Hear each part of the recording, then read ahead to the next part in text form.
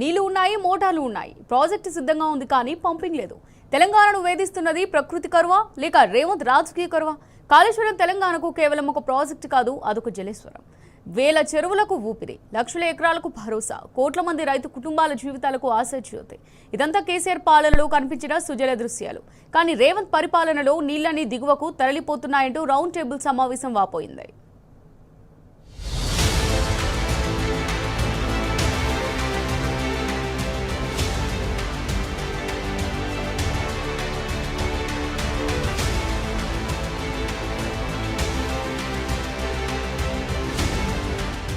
El Niño ప్రభావం తెలంగాణ మీద మన దేశం మీద చాలా తీవ్రంగా ఉంది కాబట్టి మీకు రాబోయే 15 రోజుల జూలై నెలలో కూడా మీకు వర్షాభావం పరిస్థితి కొనసాగుతుంది.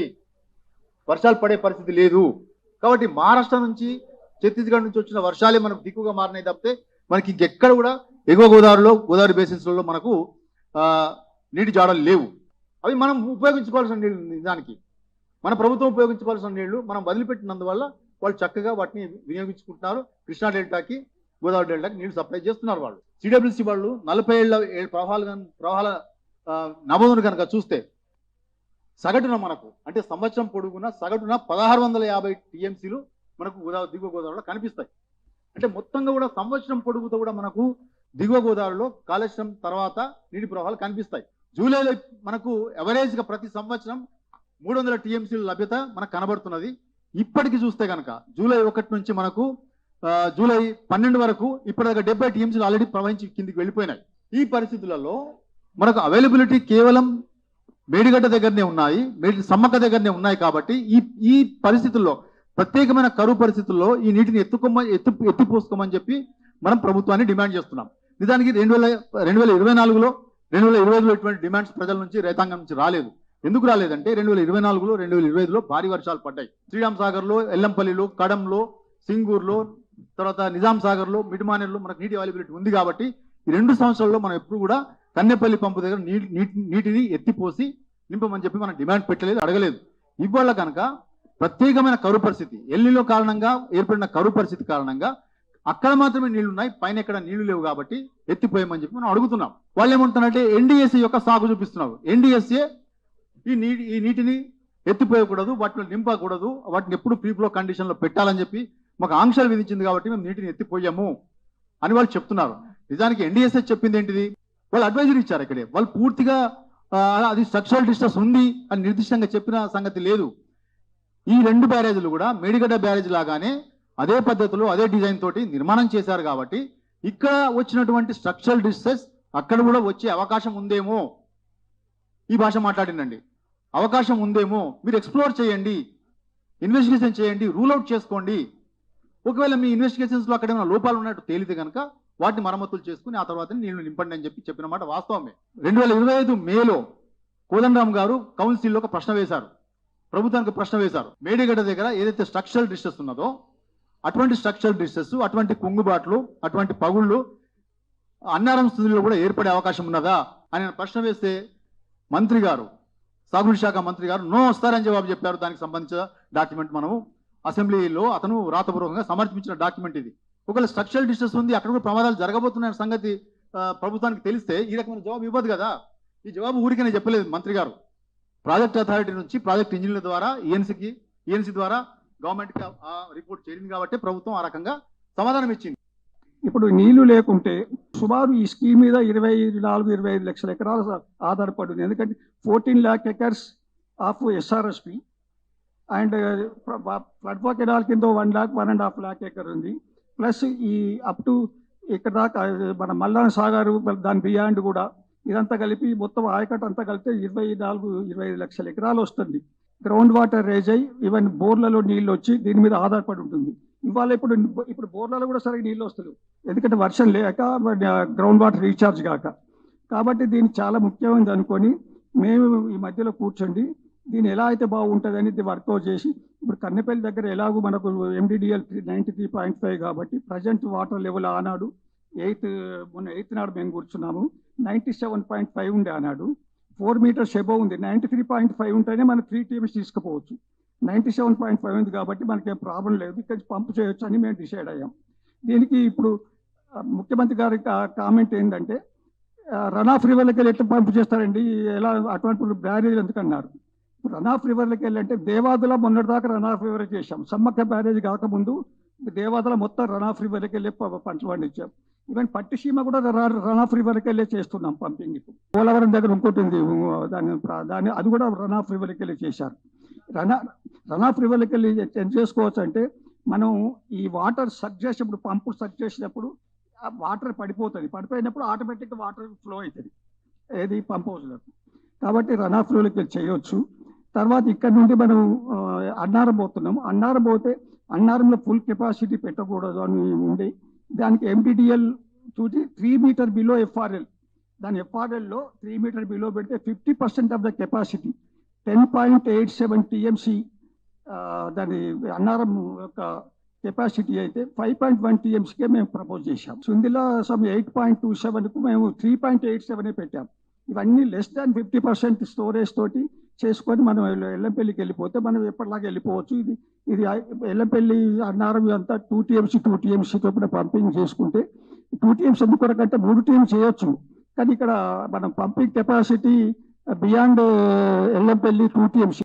ఎన్డీఎస్ఏ వాళ్ళు దాన్ని బ్యారేజ్లను నింపొద్దు అన్నారు. అంటే ఎన్డీఎస్ఏ వాళ్ళు అన్నారు, వాళ్ళు ఏ పరిస్థితుల్లో అన్నారు, ఫుల్ ఫ్లోలో నింపద్దు. ఇక్కడ మనం హాఫ్ ఫ్లో నింపుతున్నాం, దీన్ని సప్లై చేయనిస్తలేవు.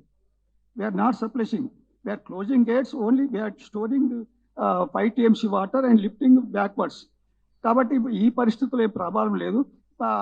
బట్ ఇంకోటి ఏమన్నారంటే, వీటికి ఏమైనా జరిగితే భద్రాచలం కొట్టుకుపోద్ది అన్నారు. భద్రాచలం కొట్టుకుపోయినప్పుడు అంత ఫ్లడ్ వచ్చినప్పుడు ఈ లిఫ్టే అవసరం లేదు కదా.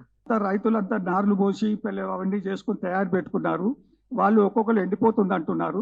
కాబట్టి ఇమ్మీడియట్గా దీన్ని రెస్టోర్ చేస్తే చాలా బాగుంటుంది. అన్నారం సుందిళ్లకు ఎటువంటి హాని జరగదు కాబట్టి నీళ్లు పంపు చేయొచ్చు. ఒకవేళ హాని జరుగుతుంది అనుకున్నా కూడా ఆ హాని కన్నా బెనిఫిట్స్ ఎక్కువ ఉన్నాయి కాబట్టి దాన్ని దృష్టిలో పెట్టుకొని, అది అసలే హాని జరగదు, ఒకవేళ జరుగుద్దని అనుకున్నా ఇమాజిన్ చేసినా కూడా మన బెనిఫిట్స్ ఎక్కువ ఉన్నది, అది దాన్ని దృష్టిలో పెట్టుకొని పంపులు ఆన్ చేస్తే బాగుంటుందని మళ్ళొకసారి ఆలోచించాలని కోరుతున్నాను. దీనికి బేసిజాలకు పోవట్లేదు. మేము సజెషన్ ఎందుకు ఇస్తున్నాము అనేది దృష్టిలో పెట్టుకోండి. మేము వాటికనే ఇవ్వడం లేదు. సొసైటీకి ఉపయోగపడుతుంది, గవర్నమెంట్కి ఉపయోగపడుతుంది. 2-3 ఎగ్జాంపుల్ కూడా చెప్తాను మీకు. 97లో నిజాం సాగర్ నీళ్లు లాస్ట్ 1-2 తళ్ళకి ఇబ్బంది వచ్చింది. అప్పుడు వర్షాలు లేవు, నిజాం సాగర్లో నీళ్ళు అయిపోయినాయి, 2 తళ్ళకు నీళ్లు లేవు. అప్పుడు ఉన్న కాంగ్రెస్ వాళ్ళు, అప్పుడు టీడీపీ వాళ్ళు పవర్లో ఉన్నారు, కాంగ్రెస్ వాళ్ళు ధారణా చేశారు, నిరాహార దీక్ష చేపట్టినారు నిజామాబాద్లో కలెక్టరేట్ దగ్గర. సింగూరు నీళ్ళు ఇవ్వండి మాకు, ఈ 2 తళ్ళు అయితే మాకు సరిపోతాయని వాళ్ళు బాగా ధారణా చేయడం జరిగింది. మేము డే టు డే ప్రాసెస్ చేస్తూ ఎగ్జామిన్ చేస్తూ 2 రోజులకోసారి 3 రోజులకోసారి 10 mm 8 mm 12 mm వర్షపాతం పడుతుంటే ఒక తడి మందం జరిగింది. ఇంకొక 10 రోజులు ఆగొచ్చు, ఇంకో 5 రోజులు ఆగొచ్చు అని దాటేసుకుంటూ పోయినాము. తర్వాత కలెక్టర్ దీనికి ఏం చేద్దాము అని నన్నే అడిగాడు సజెషన్ ఇవ్వమని. నేను ఒక చిన్న సజెషన్ ఇచ్చాను. నేను ఇచ్చే సజెషన్ ఇప్పుడు ఈ పంటకు పనికిరాదు, కానీ ఈ ఎజిటేషన్ సబ్సిడీ అయిద్దని చెప్పాను. ఎలా అన్నాడు, ఆ రోజుల్లో ఒక ట్రాన్స్ఫార్మర్ శాంక్షన్ చేయాలంటే ఎమ్మెల్యేలు గిరికిలీలు కొట్టేది. ఎస్సీ దగ్గరికి, ఈడీ దగ్గరికి, మినిస్టర్ దగ్గరికి, ఎవరితోనూ అని అన్ని పైరవులు చేసినా కూడా ఒక ట్రాన్స్ఫార్మర్ శాంక్షన్ చేయడం కూడా గగనమయ్యేది. అటువంటిది 1 స్ట్రోక్లో 250 ట్రాన్స్ఫార్మర్లు ఇప్పించాను నిజాం సాగర్ ఆయకట్టు ఏరియాలో. అనౌన్స్మెంట్ రాగానే అందరూ లేచిపోయినారు. ఆ నిరాహార దీక్ష బంద్ అయింది, సక్సెస్ఫుల్గా పోయింది. పంట కూడా పండింది. మళ్ళా తర్వాత 10-20 mm రెయిన్ఫాల్ కూడా పడింది. అందరూ సుఖంగా జరిగిపోయింది. గుంటూరు ఎస్సీగా ఉన్నప్పుడు మన కృష్ణా బ్యారేజ్ గేట్స్ ఇన్ఛార్జ్ నా కంట్రోల్లో ఉన్న డివిజనే ఉండే. అక్కడున్న గేట్స్ అన్ని రస్ట్ అయిపోయినాయి. అది ఎప్పుడైనా గేట్ పోవచ్చు, ఊడిపోవచ్చు. ఊడిపోతే కూడా దాన్ని రిపేర్ చేసేది సాధ్యం కాదు. వెంటనే ఆ లెవెల్ తగ్గిపోతుంది. లెవెల్ తగ్గిపోతే విజయవాడ థర్మల్ స్టేషన్ బంద్ అవుతుంది. వాటికి నీళ్లు రీసర్క్యులేషన్ కొరకు ఈ నీళ్ళే వాడేళ్ళు. సో అది కూడా బంద్ అవుతుందని ఒక లెటర్ రాస్తే వెంటనే మా చీఫ్ ఇంజనీర్ భయపడి వెంటనే గవర్నమెంట్లో పడేస్తే వాళ్ళు ఈ పరిస్థితి చూసి వెంటనే శాంక్షన్ కూడా చేసి పని కూడా చేశారు. సో సూచనలు ఇవ్వడం మా వంతు, దానివల్ల దృష్టి తీసుకుపోవడం, అది ఉపయోగపడే సూచనలే చేశాము. అలా సెల్ఫ్ ఇంట్రెస్ట్ ఏనాటి లేవు మాకు. పగలు 3 గంటలు, రాత్రి 3 గంటలు కరెంటు, లో వోల్టేజ్ సమస్య, ట్రాన్స్ఫార్మర్లు ఓవర్లోడ్ కావడము, ఎక్కడ పడితే అక్కడ రైతులు, రైతు కూలీలు, కరెంటు డిపార్ట్మెంట్ సిబ్బంది, కరెంటు చావులు, ఒక గందరగోళమైనటువంటి ఒక విషాదకరమైన పరిస్థితులు. అటువంటి పరిస్థితులల్లా నుంచి 2023కు వచ్చే వరకు తెలంగాణ రంగము, విద్యుత్ రంగం మనం అంగీకరించినా అంగీకరించకపోయినా, ఎవరికి ఏ సమ్మతి ఉన్నా లేకపోయినా విద్యుత్ రంగం లోపల మటుకు తెలంగాణ రాష్ట్రము అద్వితీయమైన విజయాన్ని సాధించింది.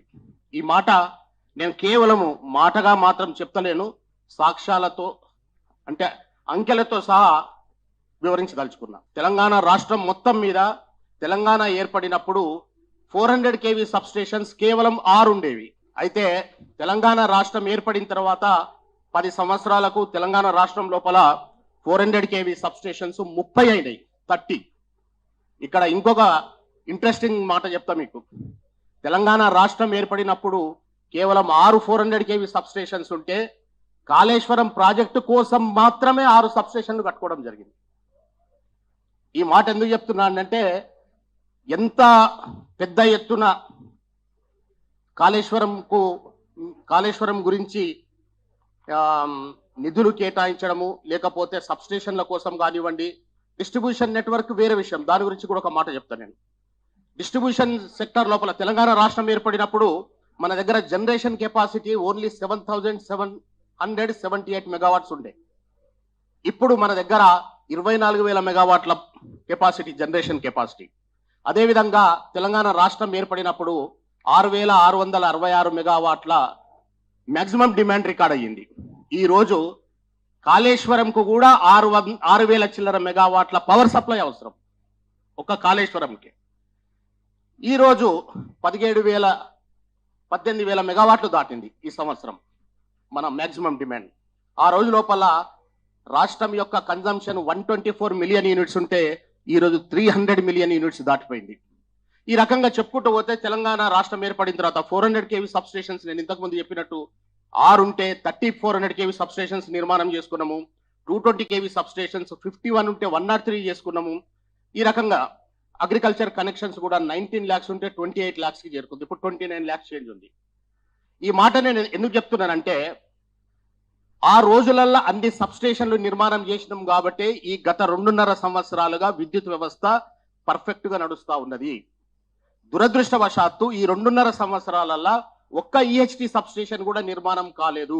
రాబోయే భవిష్యత్తు లోపల దీనివల్ల మనకు సమస్యలు ఏర్పడబోతాయి. ఎందుకంటే ఒక విజన్ తోని భవిష్యత్తు లోపల ఏ డిమాండ్ వస్తుంది, ఏ డిమాండ్ రీచ్ అవుతాము, ఇండస్ట్రియల్ గ్రోత్ ఎట్లున్నది, అగ్రికల్చర్ గ్రోత్ ఏ రకంగా ఉన్నది, మన హైదరాబాద్ సిటీ గ్రోత్ ఏ రకంగా ఉన్నది, GHMC, వాటిని ఫోర్కాస్ట్ చేసి దానికి అనుగుణంగా మనము ఇన్ఫ్రాస్ట్రక్చర్ను డెవలప్ చేసుకోవడం లోపల మనం వెనుకబడిపోతున్నాం. అందుకే ఈ మధ్యన కొన్ని డేటా సెంటర్లు, సోలార్ మ్యానుఫ్యాక్చరింగ్ సెంటర్లు ఆంధ్రాకి వెళ్ళిపోవడం జరిగింది, కర్నూలుకు, నెల్లూరుకు వెళ్ళిపోవడం జరిగింది.